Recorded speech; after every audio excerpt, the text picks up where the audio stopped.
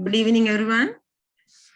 I'm Kamala Gunawardana, highway consultant and a fellow representative of the ISL this year. And I take part in the civil engineering sectional committee activities as well. We are starting the today's event right now, and it is an honor for me to introduce this eminent personality who is commencing this valuable lecture series under the title An Overview of Medium-Rise Building Designs and Constructions. He's a well-known personality who needs no introduction, and is none other than Professor Tishan Jayasinghe, Senior Professor of Civil Engineering at the University of Moratuwa.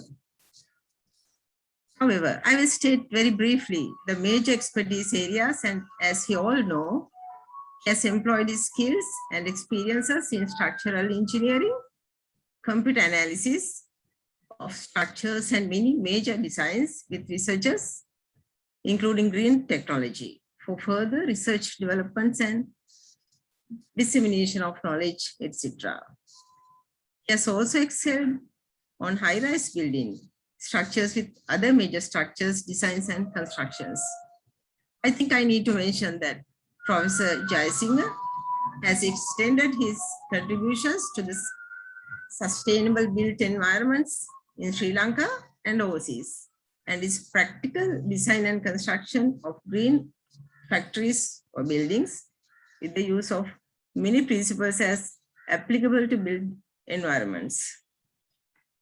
Further, I would like to stress the point that as the chairman of Civil Engineering Sectional Committee of ISL, for this session, we are much delighted and expecting many more fruitful programs from him with his expertise areas during this session. Thank you, everyone. Please enjoy this important webinar series actually and get you updated. Without further ado, I invite Professor Tishan Jayasinghe to take over. Thank you, sir. Thank you. Thank you, Mr. Kamala.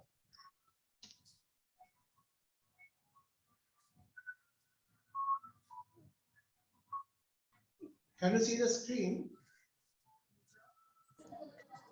Yes, we can see. Yeah. Right. Thank you very much, Engineer Kamala, for that kind introduction. So today we are starting this tall building design series, but before we go into tall buildings, we should know how to design medium-rise buildings. So because of that reason, we'll have a number of lectures on medium-rise buildings.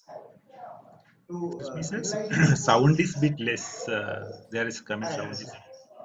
So we'll have a series of lectures to enlighten you on the design of medium-rise buildings before we move on to tall buildings. So we are going to have a total of about 40 lectures over the next 40 weeks, and we may have few gaps only.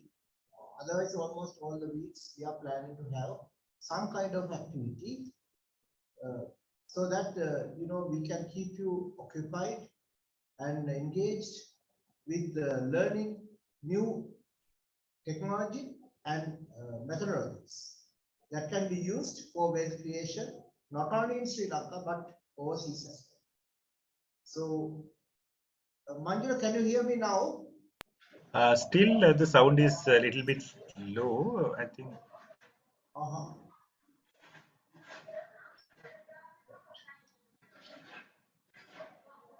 How about now? Now it's almost okay. Almost okay. Right. So basically, I'm a senior professor at Department of Civil Engineering. I graduated in 1987, the beginning of 1987. I finished my PhD December 1991.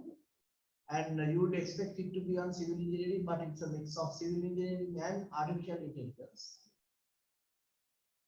And we develop the main techniques, and those techniques are used even today to solve complicated problems using AI techniques. So if you want more details, you can type MTR Jayasinghe on web, and you can get a lot of details. And presentation is, today's presentation is ISS Union Sectional Committee. A brief overview of presentation. Now we are going to learn about medium rise buildings. So we should know, or tall buildings. Basically the whole idea is tall buildings, but we are starting with medium rise. So first thing is to see why we need it.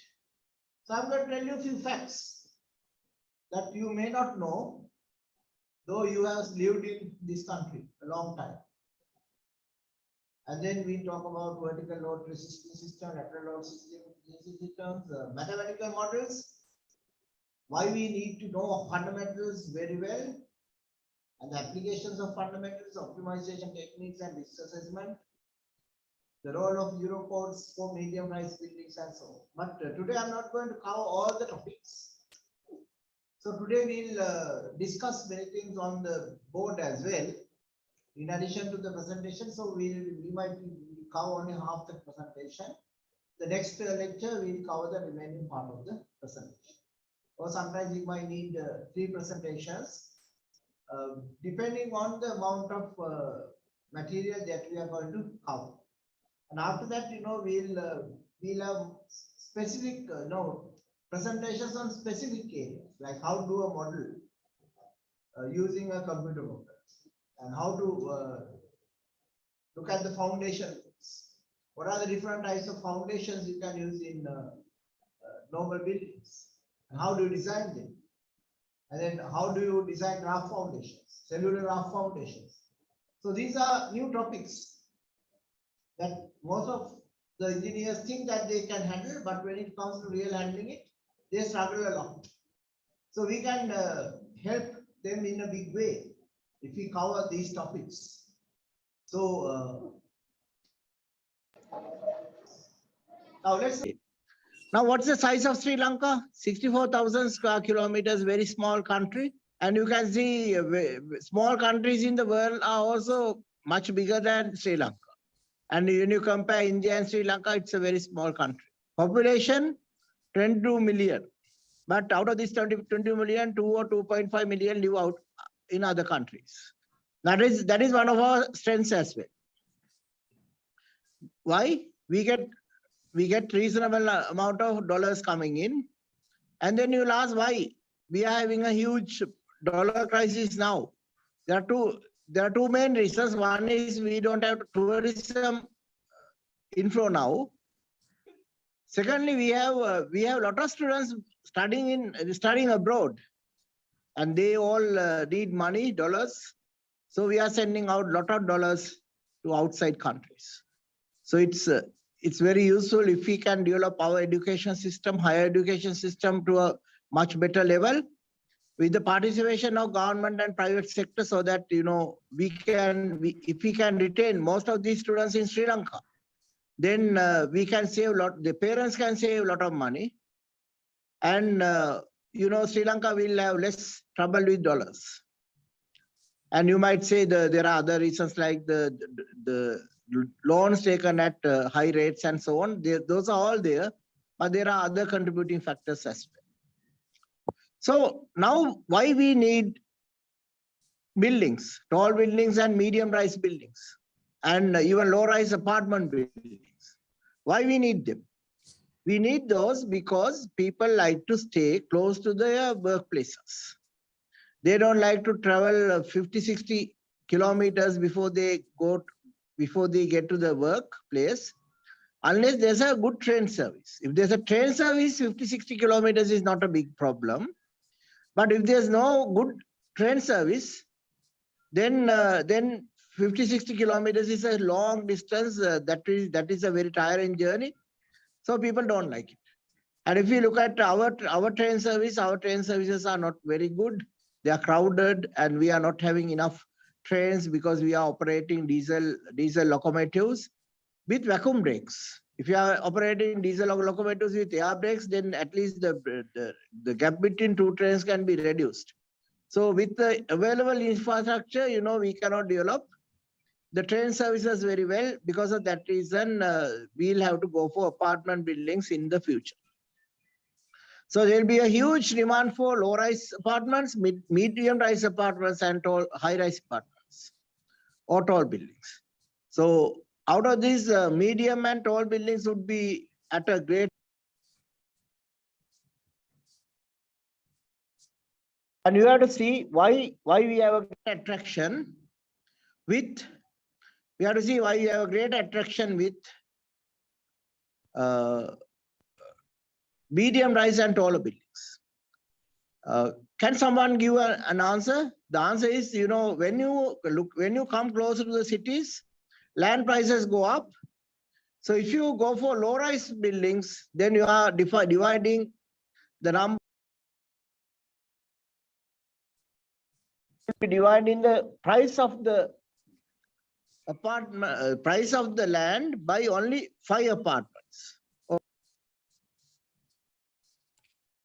A tall building, you go for a very tall building, then you are dividing the price of the land by a large number of apartments.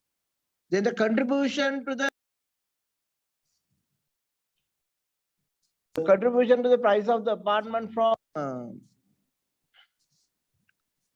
the land will be low. So to keep the contribution from the land price per apartment, we have to consider medium rise buildings and taller buildings. So that's the philosophy. That is the philosophy. So because of that reason, you will see that in future, we will get more and more apartment buildings of medium rise and tall. And the moment you move closer to the city center, the land prices can easily reach something like 10 million rupees per perch or even 15 million. And certain locations in Colombo, the land prices are 25 million rupees per perch. So if you have 50 floors, then the contribution from the contribution of the land price to the apartment price will come down to 0.5 million rupees per apartment, per perch. 1,000 square foot apartment, then you'll find the contribution from the land is only 2 million, which is very attractive.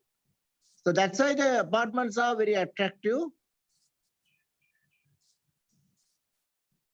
The attraction comes not only from the fact that they are apartments and they can be compact, but the attraction comes because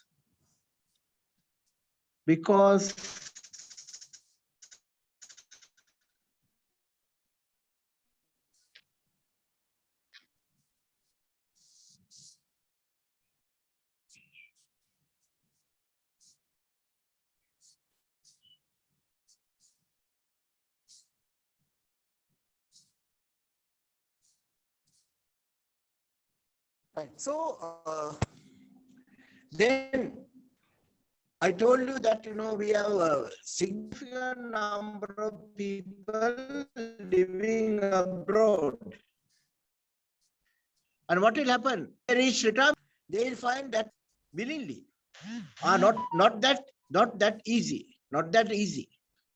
Because winters, when you are old, you are 65 years, 70 years old, you'll find that winters are not that easy. Then you will think, okay, if we can have a holiday home in another country where the tropical climatic conditions prevail, then you might consider that option. So in future, we can create a market like this, where people will spend 5 to 6 months in Sri Lanka during the cold times. And during the summer times in those countries, they go back to their own countries where they have lived so long, rather than staying in Sri Lanka. Then we need apartment management companies who will actually rent the apartments to the people from the other hemisphere. Because we know when we have winters starting in December, in the northern hemisphere, we have a summer in the southern hemisphere. So if you have an apartment in Sri Lanka at a good place, close to the highway entrances, so that people can travel easily, like Maharagama, Kottawa, Homagam area, then there's a chance that these people might consider buying those apartments, provided the apartments are priced reasonably. But if you look at the prices of apartments in Colombo today, they are not reasonably priced. They are highly priced. Like, you know, you get apartments sold at 60 to 80 million rupees. And some of the apartments in Colombo can even go beyond 100 million rupees. So those might not be attractive. So we need to come up with very cost-effective solutions. And we are going to discuss some of those cost-effective solutions in the latter part of the lecture series. So we have to bring the cost, in the present rate, the apartment cost vary between 12,000 rupees per square foot to 15,000 rupees per square foot. That is the cost. But if we can bring that down to about 7,000 to 9,000 rupees per square foot, then we can make a huge advantage, because the sale price of the apartment can be kept less than 20 million rupees, which would be attractive, considering the fact many people doing reasonably good jobs can get loans where the loan repayment might be about 80 to 100,000 rupees a month. So when you consider the combined income of a household, that type of loan repayments can be attractive. So you might find that, you know, 15 to 20 million range apartments can be easily sold in Colombo. Apartments can be easily sold in Colombo. Whereas if you are going for 25 to 35 million range, then you have to rely on foreign buyers to buy. Foreign buyers means the people who lived in Sri Lanka, who migrated and worked abroad. They are willing to come back due to some reason, and that type of people will find the highly priced apartments attractive, because their money has a high value when you convert from dollars to rupees. So the other sector that we can actually develop is the hospital sector or the medical facilities, so that the people of old age will consider that Sri Lanka is a good destination, because you can see a doctor very easily by paying 2,000 rupees or 2,500 rupees and easily making an appointment. You can go and see a good doctor very fast.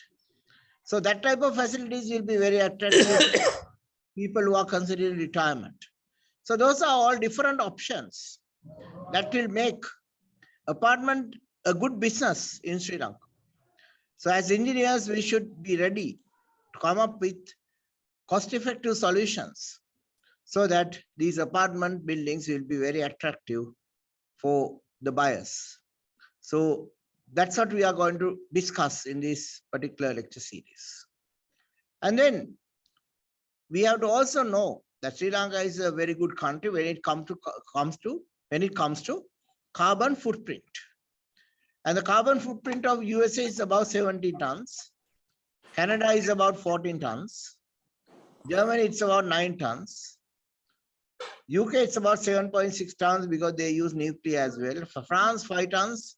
You can see France is an industrialized country, but most of the electricity is generated by using nuclear. So because of that, they have low carbon footprint. South Korea, 12 tons, China, 8 tons.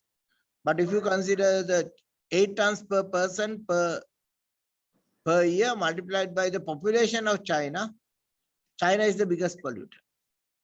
Malaysia, 8 tons, Thailand, 4.5 tons. Then you might ask, what is Sri Lanka? Sri Lanka is less than 1 ton because we have a strong agriculture sector. We have a weak industrial sector, except even when you have industries, it's like garments and so on, not energy intensive industries. Whereas if you consider countries like Malaysia and Thailand, they have car manufacturing industries, heavy industries. So their carbon footprint should be more. And we use renewables, we promote renewables. And Sri Lanka is a good country for renewables like solar. And so at least on paper, government is interested in improving the forest cover, but there can be so many voluntary programs, and even ISL can consider having one event per year where we encourage planting of trees, or we sponsor spreading of seeds to improve the forest cover. And that is a little costly operation, but if we all get together, contribute 100 rupees or 200 rupees per year, we might be able to fund a campaign where in one of the days, just before the rainy season, we can spread seeds of various valuable trees in the forests having low density forest cover. Some of our forest reserves used to be very attractive paddy fields, and due to various activities of the people, some places you find that the forest cover has diminished, and we can actually sponsor a program to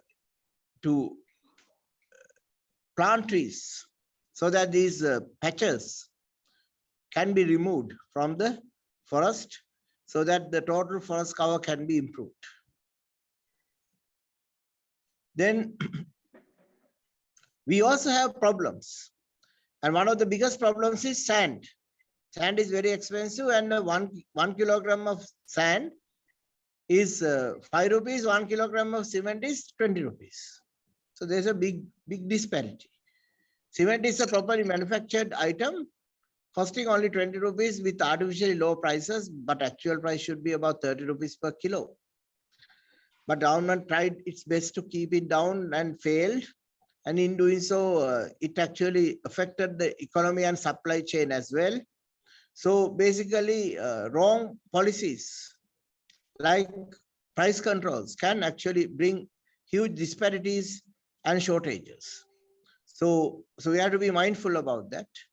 And we are having a sand short supply.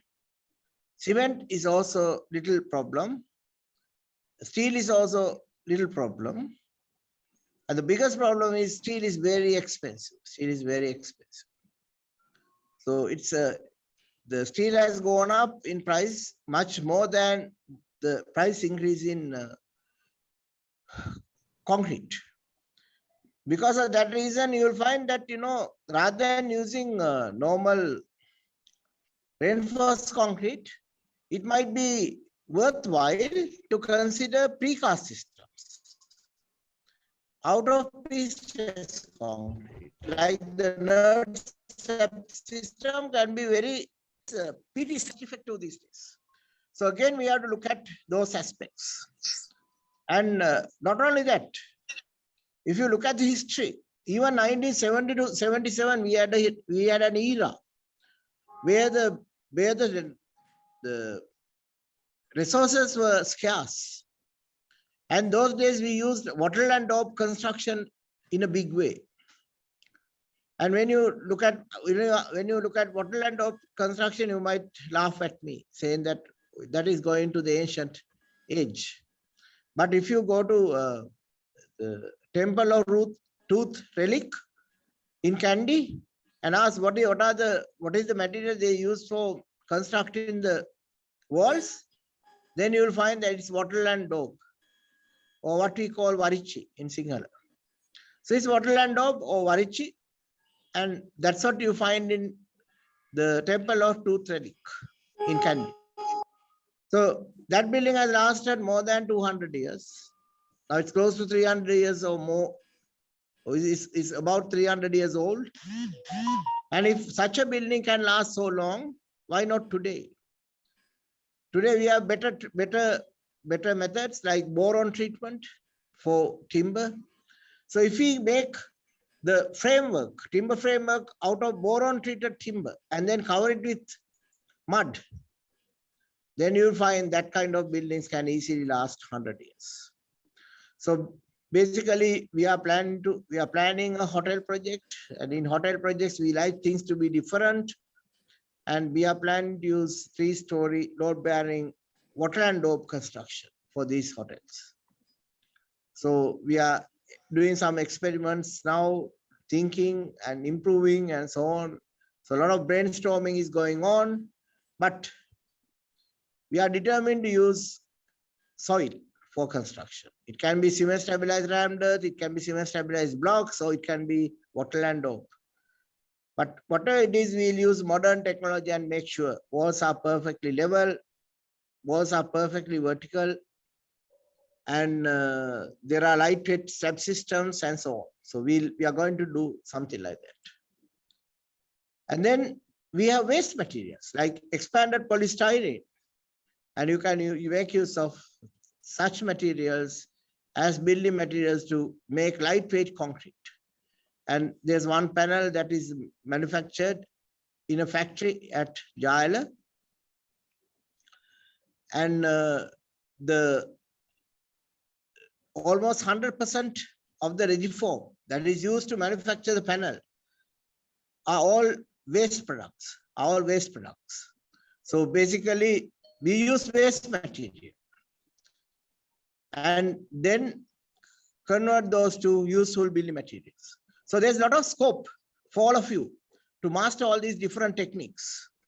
So before we think about medium-rise buildings, we'll just have a look at some of the large buildings in Sri Lanka. And some of these buildings are in clusters. So we have so many different clusters in Sri Lanka. So if you one cluster is Gold Face Green cluster. And in addition to, in front of that, we are going to get a Port City cluster. Then you can have Havelock City, look at another cluster of building.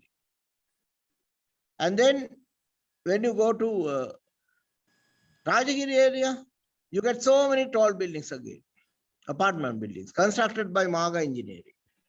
So likewise, all over Sri Lanka, not all over Colombo, there are clusters. And these clusters are going to grow more and more. And where do you expect the next cluster? Inside, within Colombo, just outside Colombo. And my prediction is we might get a cluster close to Homagam. And you might ask why. The reason is from Homagam, you can come to Colombo using trains. And for that, we have to make sure we have tidal flow in the Kalaniya railway line. So what do you mean by tidal flow? Tidal flow means every 10 minutes, we'll have a train coming to Colombo on this line, a large, long trains. But in the morning, all the trains will be from Padukka to Colombo. Until 9 o'clock or 10 o'clock, all the trains will be, every 10 minutes, you will get a train coming from Padukka to Colombo, but only in one direction. And then during the evening, after 4 o'clock until 8 o'clock, all the trains will be from Colombo Fort to Padukka. So one after the other, the trains should go. For that, we have to make sure we manufacture trains in Sri Lanka. Then you'll ask, how? Can we manufacture trains in Sri Lanka? The answer is yes. And you'd have seen on YouTube, there's a program to repair railway carriages, and the cost of repairing a railway carriage is only 10 to 13 million rupees. Whereas the replacement cost can vary between 65 to 85 million rupees. So which is better? Bringing the railway carriages to Sri Lanka from India and China, or making the railway carriages in Sri Lanka? You can clearly see making the railway carriages in Sri Lanka can be a very attractive solution. So if you have trains, good train service, then we can live close to Homagam because we can easily come to Colombo. But because Homagam is close to the highway entrance, we can travel to any part of Sri Lanka because we might get the Central Highway Section 2 open shortly from Meerigama to Kurunegala, which takes on 20 minutes. And the first phase is progressing well, which means from Colombo to Kurunegala, from Colombo to Kurunegala will take less than 1 hour, less than 1 hour. So if you can travel, if you live in Homagama, you can go to Katargama in 2.5 hours. You can go to Anuradhapura in 2.5 hours, which means the Homagama, the areas around Homagama will become a hub again for tall buildings in future. And for those things to happen, we must make sure our engineers know how to do proper designs. So first we look at some of these designs, and you can see this Altea, and this is about 3 years ago when they were constructing, and one tower should be leaning against the other, but it's not happening here. You can see this tower is on its own. So up to 43 floors, one tower will be on its own, and that is the steel tower. And this is the concrete tower. This tower is out of concrete, and this small the inclined tower or leaning tower is out of steel, because steel has less weight, and but because of diagrid it could give adequate. And you can see this model of Altea that I made in 2013 or 2012 also. I made a model, and then 2012 I made these models. And you can see in the model you get the superstructure above the transfer plate. Here you get a transfer plate, then the superstructure below the transfer plate, and then the foundation, the piles, all model, and a certain stiffness has been allocated for to represent the bedrock stiffness. And the stiffness of the bedrock is very high, and we should learn how to model, how to give the spring stiffness to a model like this. So that's a part of theory that I will teach in due course. And then we should know how to model transfer plates. So that's another story that we are going to cover. Likewise, we have so many different things to cover. And the design engineer is Predrag Error. And you can see his name is Error. He's from Yugoslavia. And then we have, I certified the building. I checked the building, made the model, and after checking all that, I certified the building. Because I have this high-rise building license, so I certified the building. And we are planning to make sure that, you know, those who are not having postgraduate qualifications can make use of this particular series of lectures to improve the number of stories that they can certify. So if you are not having any extra certification after attending this course and after attending to all the assignments, and if you are happy that you have done it well, we are planning, we are trying to get the permission of the council, the current council, to give you a certificate indicating that you attended the course throughout and then did all the assignments which are index number. We'll assign an index number to each of you, and then you'll find that it's all index number based, because first you will register you, and there will be a process. Only thing is, you know, our president is not well, so because of that reason we could not get all the permissions last council. So within this council, coming council or the next one, we'll get all the permissions. After that, we'll announce the benefits you can get by following this particular course when it comes to obtaining the taller building license.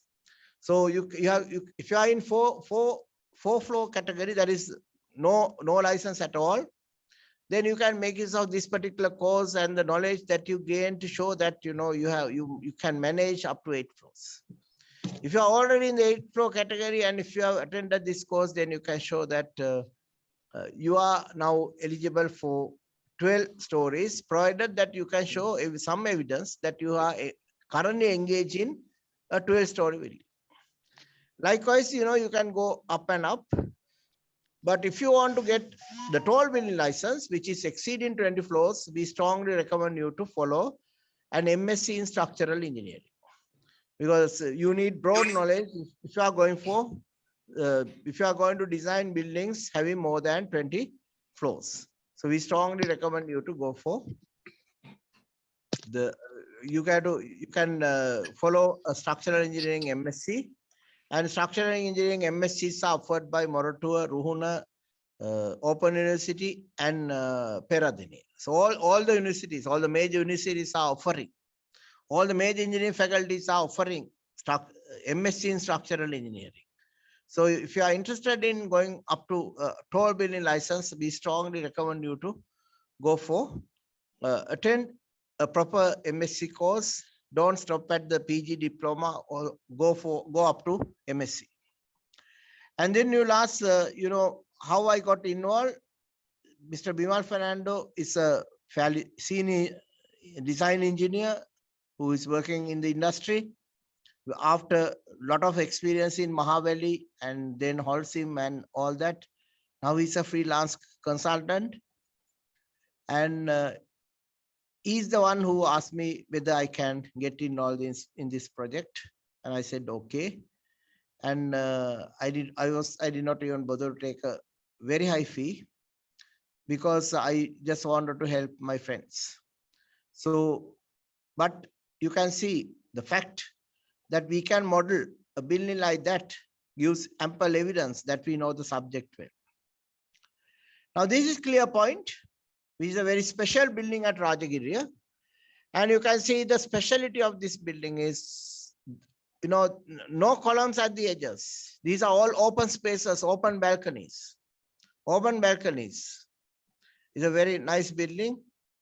And some of these balconies are made possible by having beams like this, like these beams. And these beams are not reinforced concrete, they are pre-stressed concrete. These beams are not reinforced concrete, they are pre-stressed concrete. Then you'll ask, who designed the building? Mr. Nuwan Senaka Manigaratna did the engineer. Nuwan Senaka Manigaratna did the design. He's one of the best in Sri Lanka for structural design of buildings, and he can design bridges as well. He has designed at least 2 bridges. One is having a length of 75 meters. The other one is having a length of 125 meters. So if you have designed 2 large bridges like that, then you know bridge design as well. And I taught him bridge design. And because we had to, Maga Engineering had to come up with 2 alternative designs for 2 bridges on A4 highway beyond Panam. So we did those designs over a short period, and then Maga Engineering completed the construction of those bridges in less than 4 months. So it was a very rapidly constructed, we can say rapidly constructed long span bridges in Sri Lanka. So those 2 projects. And he's very good in design, and the tallest building he has designed has 77 floors. And that will be the tallest building shortly in Sri Lanka. It's a twin tower building. It's called the Address 606. And if you are been to Bambalapitiya area, a little beyond Bambalapitiya, on the left hand side, you get something called Marina Shopping Complex, Merino Shopping Complex by Damro. And next, before that building, and you're coming towards from Bambalapitiya towards Colombo, just before that building, you get a tall building, and that's called Address 606. And that building is now the one tower is almost over. They are delaying the other tower a little bit until the market improves a little more. So basically, this tower will be taller than, once completed, it will be taller than Altea. Altea has 68 or 69 floors. Some say 69, some say 68, because there are some basements. We really don't know how they started counting. So basically, Altea has 5 basements. and so the design had to be carefully handled. And those aspects, how to design the basements, and what are the geotechnical modeling you can do, all that I have already spoken to Dr. Nalin De Silva, and he agreed to conduct a lecture series on that as well. And in addition to that, I have talked to engineer Rohit Silva, living in Sydney, Australia. And he's a very good design engineer. He passed out in 1991, and he's a very bright engineer. So he agreed to do about 5-6 lectures on design of bridges that we are planning to have it on Wednesday. And he's also a tunneling expert, so he will conduct few lectures on tunneling as well. So we'll facilitate from this end, and he will speak from Sydney, Australia, so we can be thankful to the 4G technology, and we hope that it will improve even further with 5G.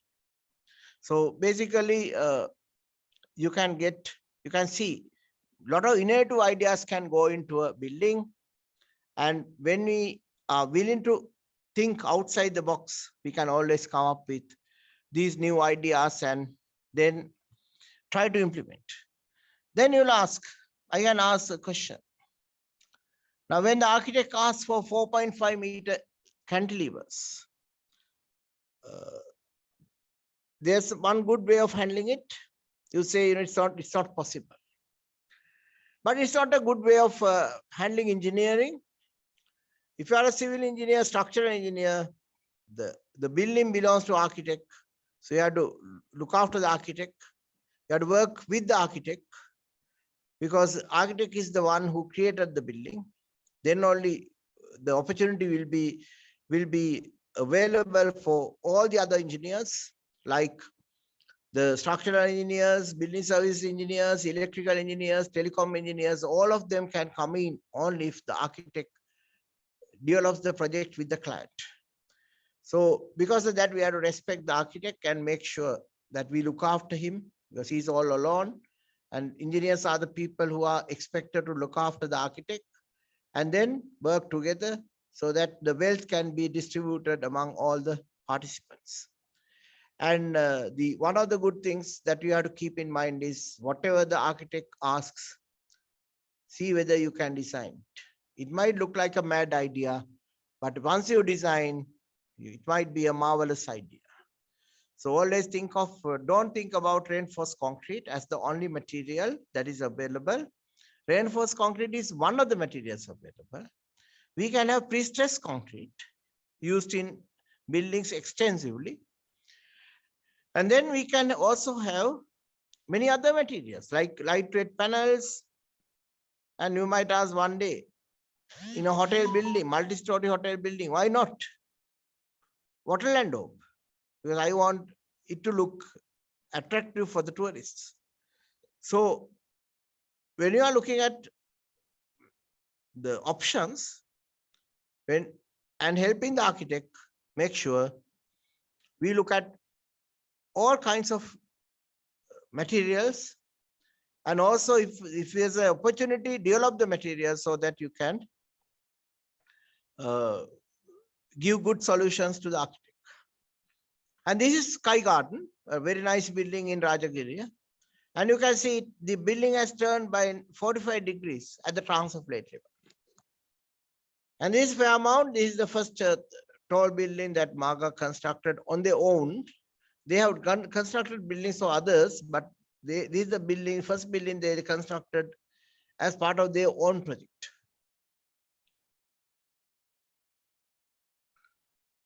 So these all Sky Garden, and this Crescent Monarch. And again, I can show the model of Crescent Monarch. And this is a model that I checked in 2006 or 2007. I think 2006, late 2006 or early 2007. So they wanted a design review done. and I was approached, so I made a SAP 2000 model of the whole building. And you can see the actual building and the model looks similar.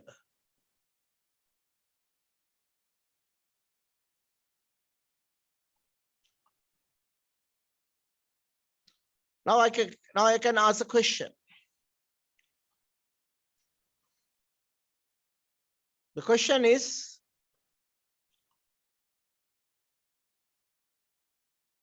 how do you design these buildings with confidence?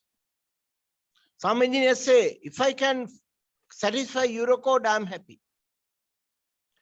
And if you have that attitude, will you ever be a good engineer? The answer is no. Never have that attitude. I have satisfied the code requirements, so I'm okay. Don't say that. You have to develop a thorough understanding of how the structures behave and using fundamentals and theories. And for this, you have to make sure you work very closely with other professionals like geotechnical engineers and construction engineers. So the answer is BSEN can never give confidence, and BSEN can tell the way forward. And what is BSEN? That is the Eurocode. That is the Eurocode. The BSEN is the English version of the Eurocode. And you can use the national annexures. So if you don't have a national annexure by SLS, the procedure is simple. Simply use the national annexure for UK, because you can get reasonably good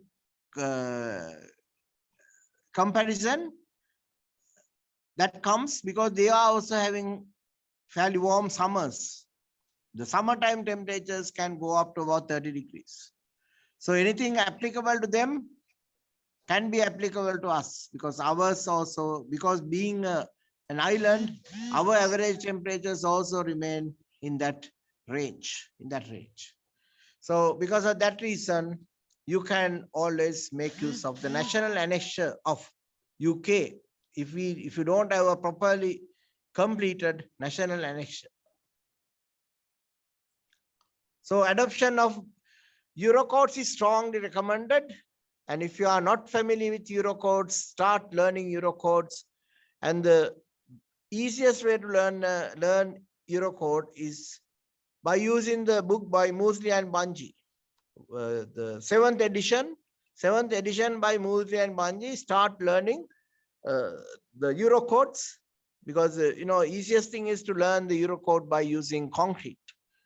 And then you can, if you are not happy, you can't understand some of those things, then get a copy of the same book, Moseley and Bungie, Reinforced Concrete Design to BS 8110. That is the earlier code most of you would be familiar with. And then learn that, and then come to version 7, which is based on Eurocode. Then you will find that you can now understand the provisions given in Eurocode. So that way you can learn how to use Eurocodes. If you try to just turn the pages of a Eurocode, you'll find they are very complicated, almost impossible to keep a track. But there's a simple method that I have developed. So towards as we move forward, I will let you know how this Eurocode is organized. And the next important thing is, we have to start testing materials for Eurocodes. Then only, we can develop our industry. So let's look at a simple example. So we know when a beam is continuous or simply supported, both occasions, the support regions are subjected to heavy shear. In the spans, it can be subjected to high bending moments.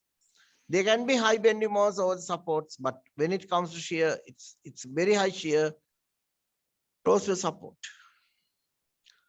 And then if you look at the Eurocode, it says, you can provide the reinforcement the effective depth away from the face of the column. Then you look at the face of the column, and the region between d distance away. And that region also the code says provide the same reinforcement. But when you look at earthquake design, now you will find for earthquake design, the plastic hinges can form very close to the column.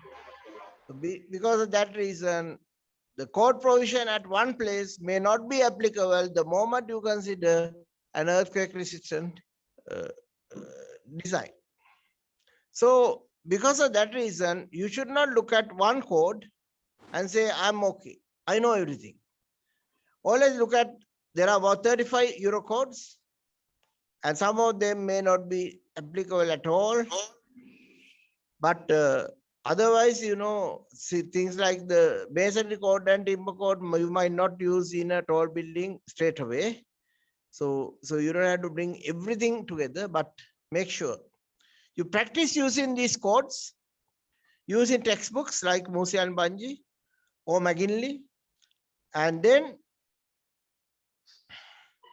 if you can't understand the latest Euro codes, try and understand the British codes with the principle, with the theory. Then you can use books by Allen, Musi and Banji, and McGinley, and so on. Learn the British code and then see how it compares with the Euro code, because Euro code and British code cannot have so many different things because we are dealing with the same material. Material is concrete. So whether the concrete is made before Euro code or after Euro code, concrete properties will be the same. So because of that reason, we have to make sure we learn these codes wholeheartedly and try and become masters of them, because we are now working with CEDA and NBRO, National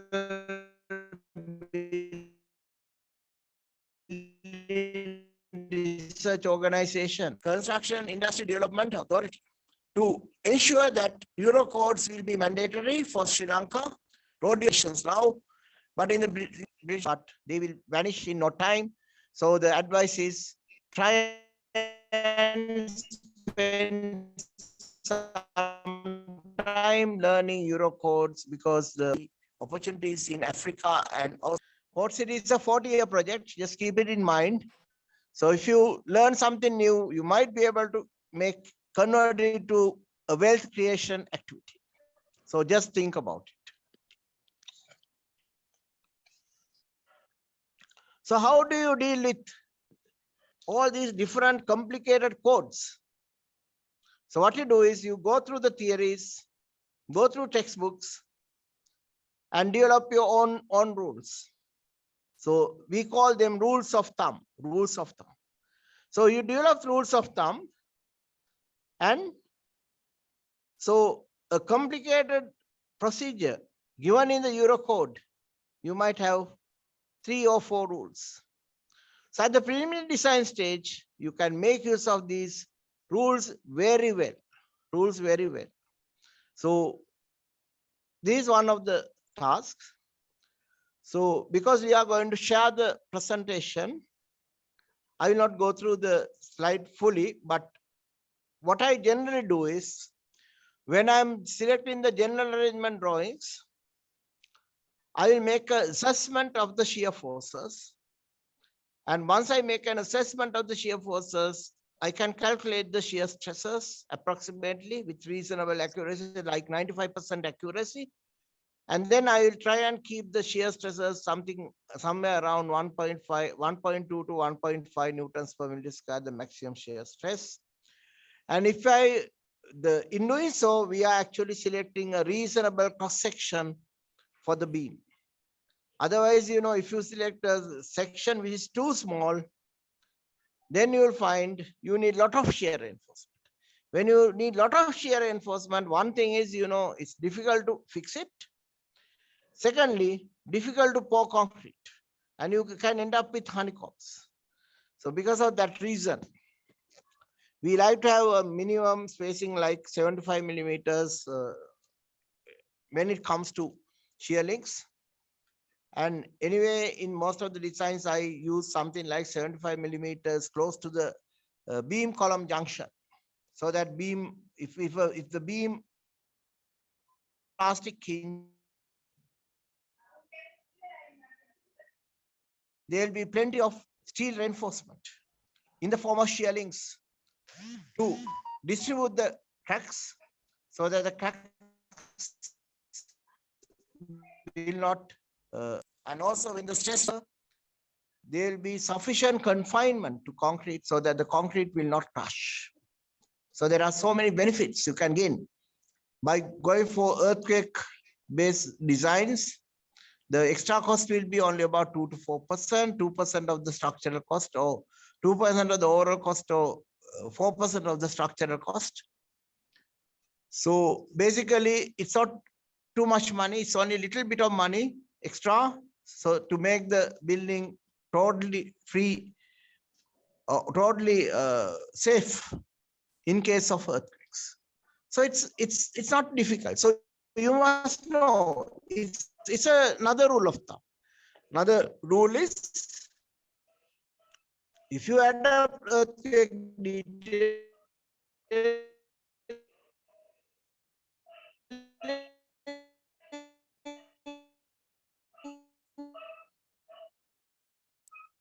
somebody asks,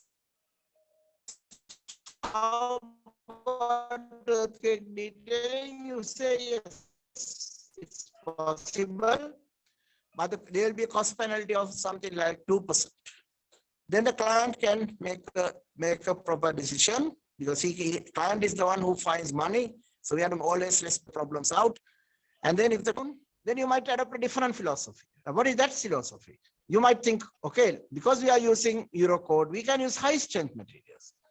So if we can tighten the site superposition to the level that we use 50 megapascal concrete instead of using 30 megapascal concrete, we can make many things small, many sections smaller. And that way we can save money.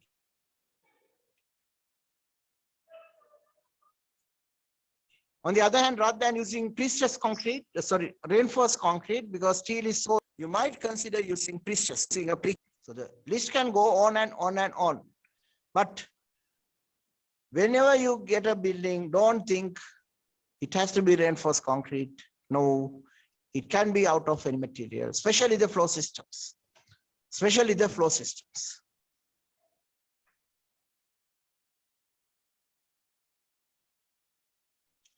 So then you'll ask,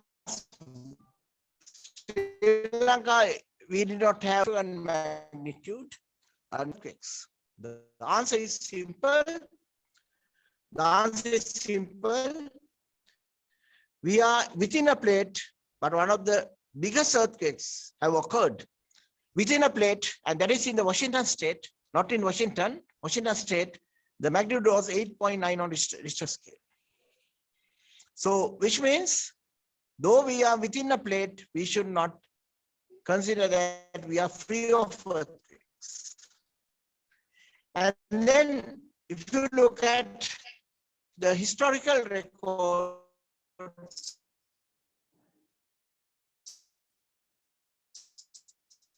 in 1640,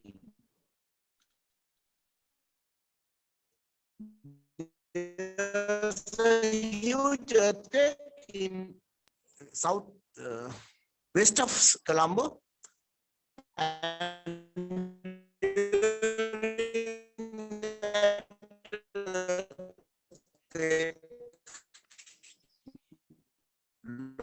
of gases released. It looks like it's a fault that has slipped and created the earthquake, and 200 people died, 2,000 houses were destroyed, part of Colombo. There are enough graphic evidence of this particular incident.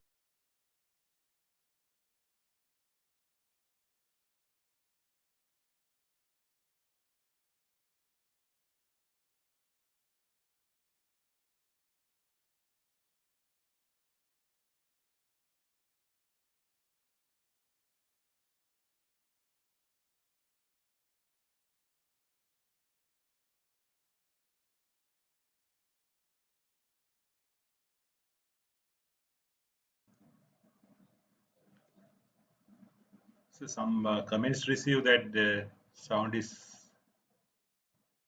not that clear. So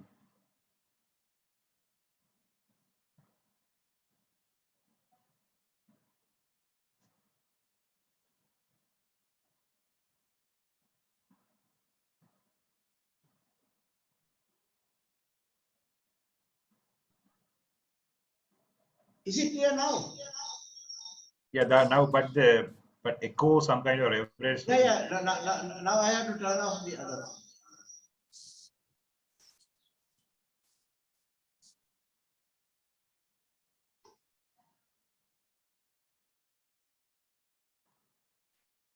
Just one more.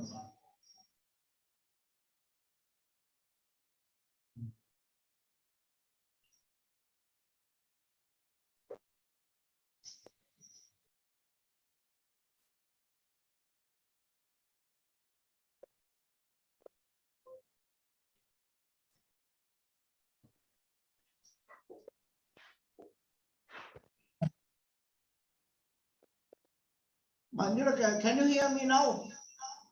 Yes, but Yes. still bit echo is. Yeah, echo is because I'm having this phone. I will remove the phone.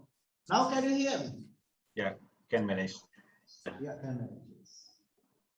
So basically, today we'll look at the overview, but from next day onwards we'll I will show you the concepts. So today will be just a brief overview of different methods and techniques that we should be following. And so I will skip this particular slide because it talks about the little more details about the way that we can have the lateral load resisting system. The lateral load resisting system of a normal small building can be the frame itself. But when it comes to the medium price buildings, we can make use of shear walls, because if the building is having more than 5 floors, we need a lift shaft. So the walls around the lift shaft can be converted to concrete if we need lateral stability. But it does not mean in small buildings like less than 10 floors, all the lift shafts should be out of concrete. No, it's not. We can have 1 or 2 lift shafts out of concrete, the rest can be out of masonry. The reason is a concrete wall is much more expensive than a column. The wall is long, so don't use concrete walls unnecessary. If it is a say 15-20 story building, no harm in having reasonable number of strong walls. But if it is a 5 or 6 story building, there's no need to have a concrete core, provided that you have done the design as for a unbraced frame. So we skip this particular slide, but I'll be using this particular slide again, and then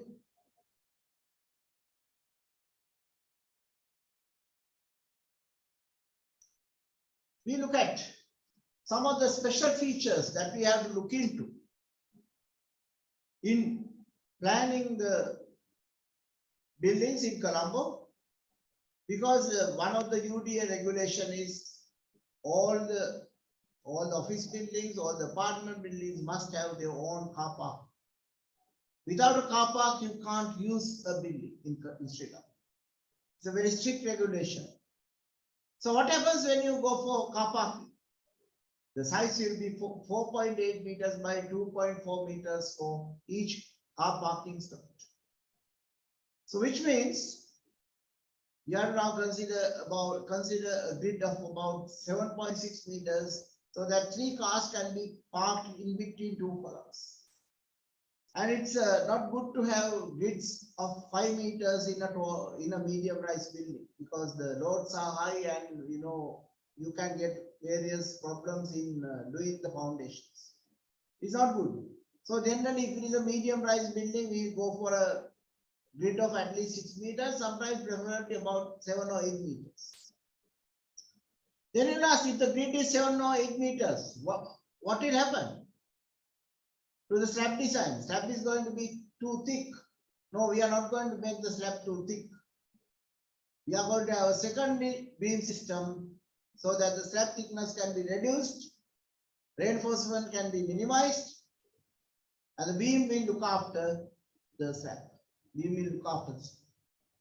So you can see in Sri Lanka, when you are planning a building, if you are going to continue the same system of columns without a transfer flow, then you will find you need fairly large spans. On the other hand, we can say we are going to have one column system below the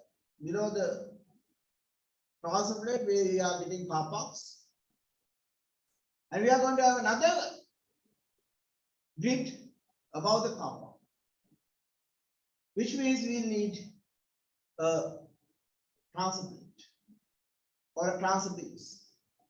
And small buildings, we always go with transfer beams. We don't use plates because plates are very expensive, difficult to cast, and so many problems.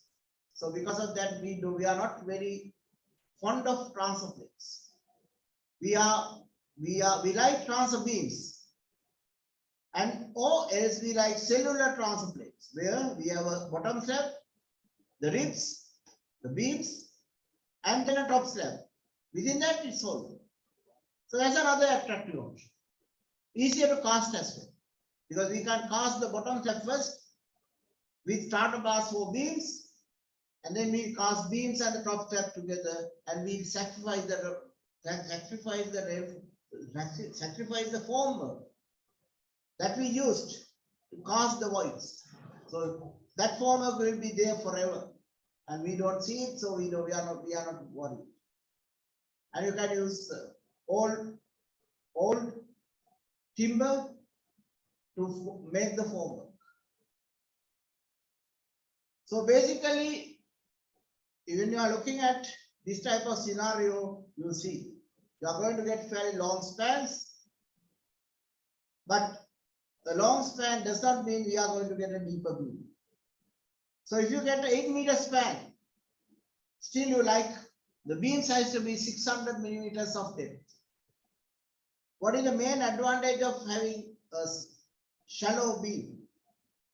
The advantage does not come with flexure, but it comes with earthquake resistance. In case of an earthquake, if you have a large beam and a small column, where the plastic hinge occurs in the column.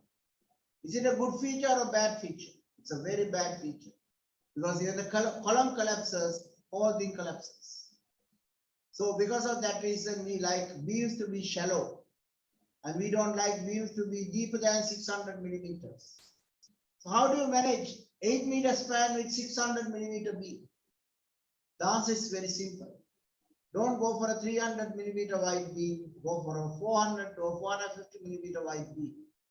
Go for a 400 or 450 wide beam, then automatically you'll find the beam is okay. 600 millimeters is okay. So you have to train your mind to look into the fundamentals like that, because we know flexure, to improve the flexural capacity, we need depth. But to improve the shear capacity, we need the area. So what we do is increasing the area to improve the flexural capacity is not very efficient. But because we are having a restriction on the height of the beam to about 600 millimeters, to ensure that plastic hinges will always occur within the beam, not in the column, it's worth having a wide beam. It's worth having a wide beam. So you can see, we are not just thinking about tall buildings or medium-rise buildings. We are thinking about philosophy. And that kind of understanding is very important for structural engineers. And if you know how to use the code, it will never make you a good engineer. But if you dig into the philosophy and start making your own rules, then you'll find suddenly you have become a good engineer, or at least you are becoming a good engineer. that whom will be appreciated by your clients, appreciated by your colleagues. Because when you ask a question, your answer is not a traditional answer. Your answer is something innovative. And that's the way we should tackle the real day-to-day designs. Not merely following the codes, but thinking, what can we do new every day? For that, you have to be thorough with materials, the methods, codes, and then you can start developing your own set of simple rules. And for example, when I do a design, I never look at codes. I always have a set of rules in my mind, and I always use those rules. So next day, on using the board, I'll show you how to do a general arrangement for a medium-rise building. Say, I'll show you how to tackle a building having less than 10 floors and another building having something like 15 to 20 floors. So today we don't have time to do all that, but today I just wanted to highlight that what you are going to learn in the next few months. So you will learn things like rough foundations and how to model a rough foundation on sandy soil, how to model a rough foundation on clay soil. The models are totally different. And you learn all these different ways of interpreting the parameters and working out the elastic moduli and so on for soils. That will allow you to do mathematical models for structures. So on one side, we are going to have a very strong foundation course, which will be the modeling part. I will show you how to do the modeling part, but Dr. Nalin De Silva will come and teach you the real geotechnical part, and he will also take you to more advanced designs, ultimate limit state based designs for foundations. Because at the moment we are doing serviceable limit state based designs for foundations, but he will show you how to use ultimate load based, ultimate analysis based designs for geotechnical engineering, which is allowed in the modern Euro codes. So then I can show you some of these transfer plates, arrangements, and this is a sky garden building, and you can see the transfer plate is actually facilitating the turning of the building by 45 degrees. So we'll discuss all these things. Mr. Manjula, what do you think? The time is about 6:30. Shall we take some questions and wind up the lecture? Because we have to start another meeting at 7 o'clock. Yes, we need to get questions, and we have our section committee meeting at 7. So Yeah, that's right. we have to get. Yeah, because I have shown you a new We'll wind up at 6:45, sir. Then 6:45. Yeah. Okay. So basically, what I want to highlight with the overview is we have to think differently, and never think that just because you have done a calculation according to a code of practice, you are safe. You are not safe. And you have heard about this building collapse in Miami, where nearly over 100 people died. And you will ask, why that particular building collapse? And some immediate thinking is, okay, sometimes it could be the foundation collapse. But the real reason is different. The real reason is, it is a failure of a key element. But key element is the elements that are actually holding the structure together, and failure of any of those structural elements can mean the total collapse of the structure. And one of the key elements that could have easily collapsed in that particular building problem was the transfer plate. Why? Because it's so easy to under-design the transfer plate, or you can have a transfer plate where you have the same factor of safety as any other beam in the structure, which is wrong. Why? Transfer plate is so important So transfer beams are so important. If you have the same factor of safety as any other beam, then you are doing a big mistake.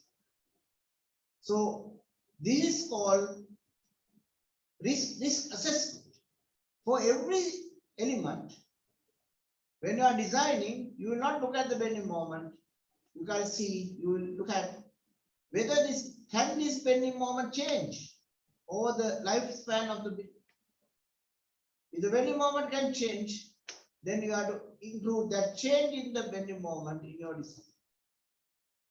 For example, when you design the building, you will model the building, the foundation, then car park levels, then transfer plate, and then the building above the transfer plate.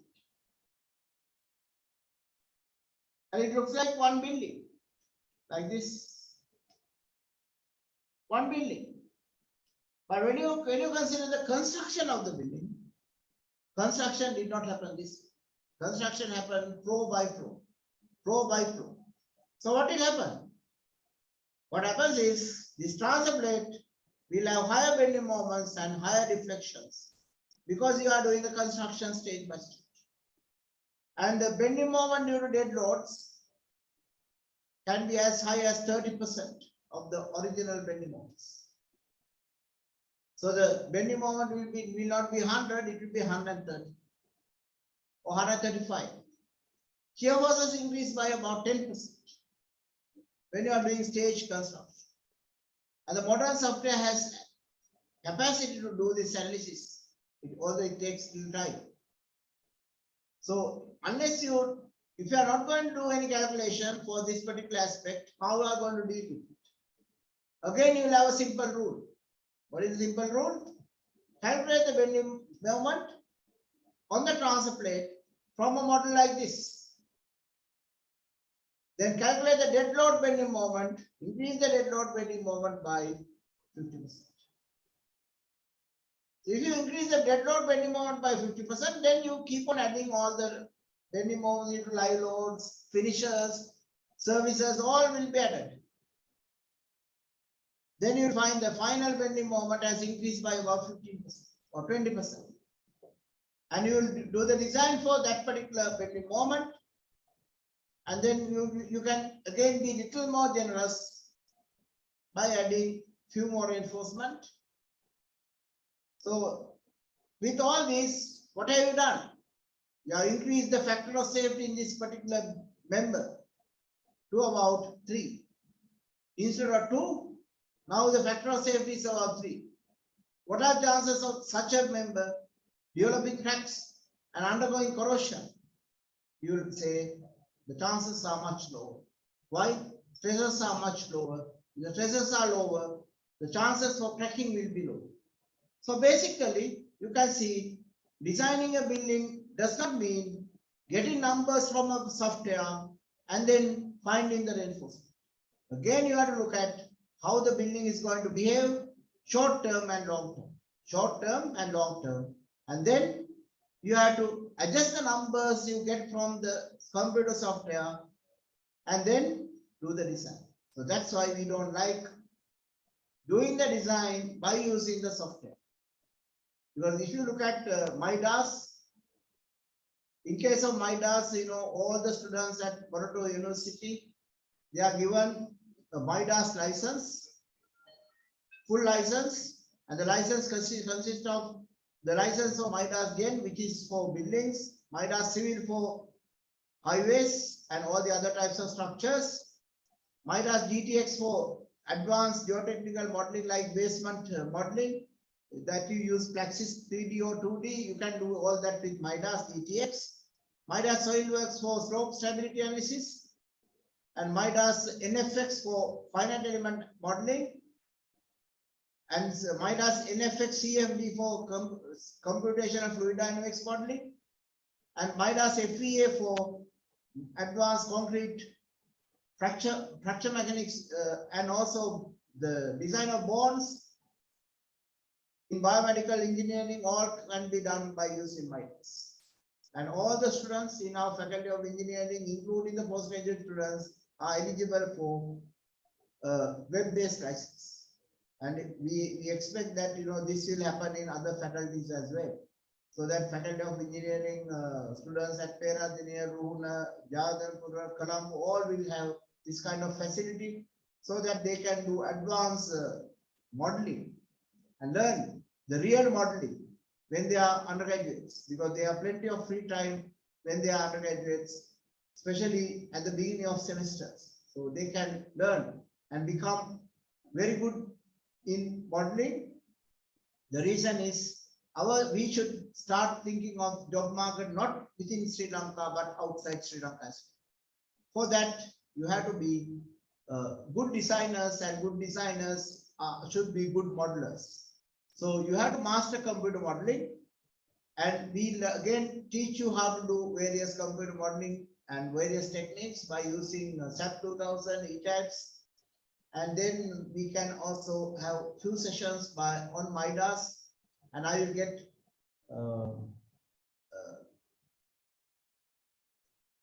Engineer One Senaka showing you some of the tricks in MIDAS. And also we have Engineer Anurad Silva. He's also very good in MIDAS. So I'll get some of those engineers who are actually using MIDAS to give you one or two demonstrations as the lecture series progresses. So basically, we have good software like MIDAS, ETABS, SAP 2000, and also I am familiar only with one software. I always try to be familiar with at least two software, so that if you want, you can do some kind of comparison of your model answers. So basically, with that, I like to wind up today. And if I summarize,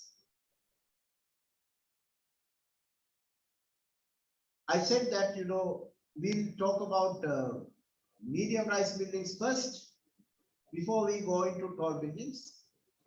The reason is we have a lot of things to learn about structural design than what you have learned at universities. Unless you have been an engineer working at a design office, most of you may not be very familiar with the difference between the things that you learn at the university and the real structural. So my idea is to show you where things can go wrong so that you will be cautious, and also to show you different approaches that are available where we go beyond the course of practice. And also I wanted to highlight why, if you are not familiar with Eurocodes, why becoming familiar with Eurocodes will be so important for a bright future. The future is Eurocodes in our region. So Malaysia is already adopting, Singapore is adopting, Sri Lanka can adopt Eurocodes. India will not adopt, but they will be including the various clauses from Eurocodes in their own codes, because their own codes will be a mix of good codes. So you can see that all over the world they are moving for better codes like Eurocodes. That will give you a lot of options, and because you have a lot of options, you are not guided well. You can do experiments and come up with new methods by thinking outside the box. So we know some engineers used to say, if I follow the code, I'm safe. But we don't want that kind of engineers. We like to see engineers who are saying, I know the code, but I know how to sketch it even a little more. And for that, I have my own set of rules. And by using those rules, I can handle any complicated situation very fast. And after I come up with a preliminary solution based on my rapid calculations, I'll do a complete design again by doing proper modeling and also using proper material properties. Everything will be proper the second time you do it. But initially, at the preliminary design stage, you have to come up with good solutions. And to come up with good solutions, you must become very familiar with codes and then see how you can develop your own.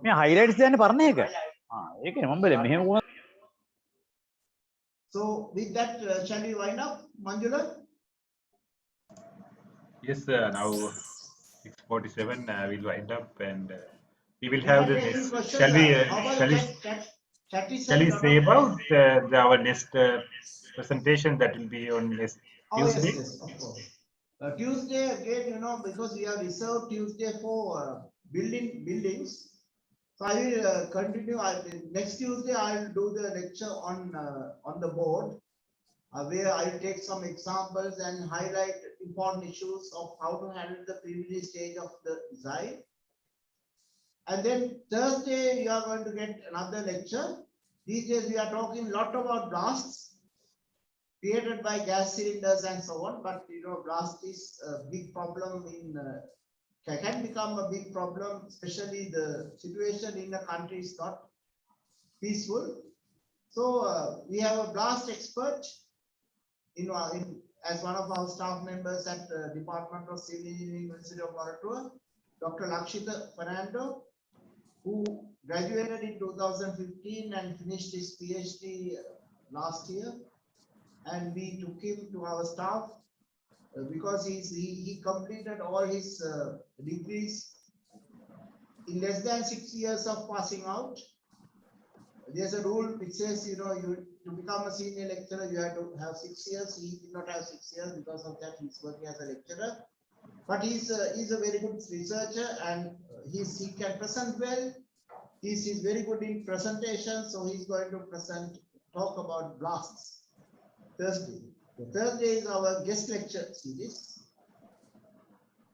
After January first week, we start the Wednesday lecture series as well. Wednesday lecture series will be on buildings. So we have Tuesday, we have the building lecture series. Wednesday, we'll have from in the new year, from first or second week of new year, we start the highway,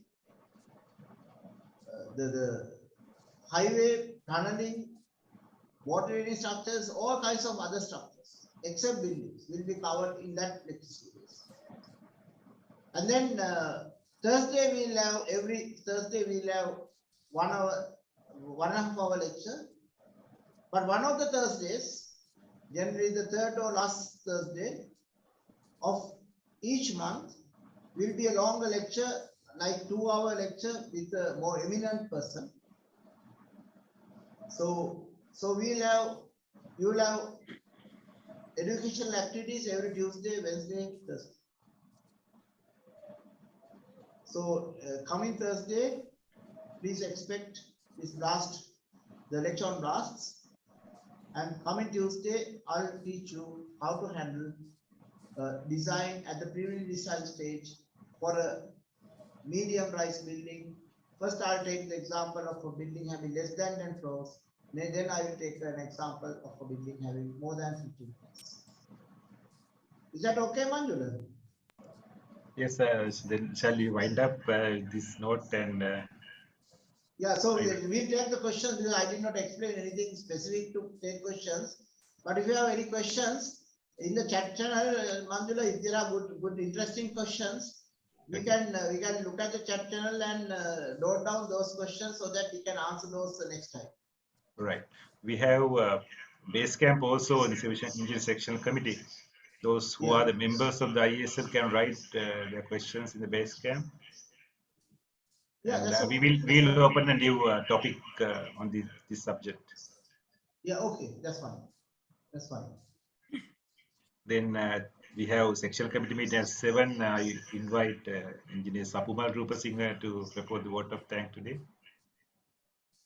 Thank you, sir. Good evening to all of you. I'm Sapumal Rupasinghe, coordinator for the public presentation subcommittee of Civil Engineering Sectional Committee. On behalf of the Engineering Sectional Committee, I'd like to take this opportunity to express our gratitude to Professor NTR Jayasinghe for his dedicating your valuable time to share your knowledge and experience in designs of medium-rise buildings and tall buildings. Also, we are grateful for your initiative on this webinar series about the design of high-rise buildings. Also, all the members of Civil Engineering Sectional Committee for support and guidance given to organize this webinar series. And I'd like to express my gratitude to staff of IESL for the technical support and publicity given within a very short period of time. Finally, I'd like to thank all the participants for attending the first session of this webinar series with a very short notice. We would like to invite all of you to attend the next session of this lecture series, as well as the presentations and events organized by Civil Engineering Section. Please keep in touch with IESL and the Civil Engineering Section Committee. Thank you again, and we wish you to see you in the next session. Good night.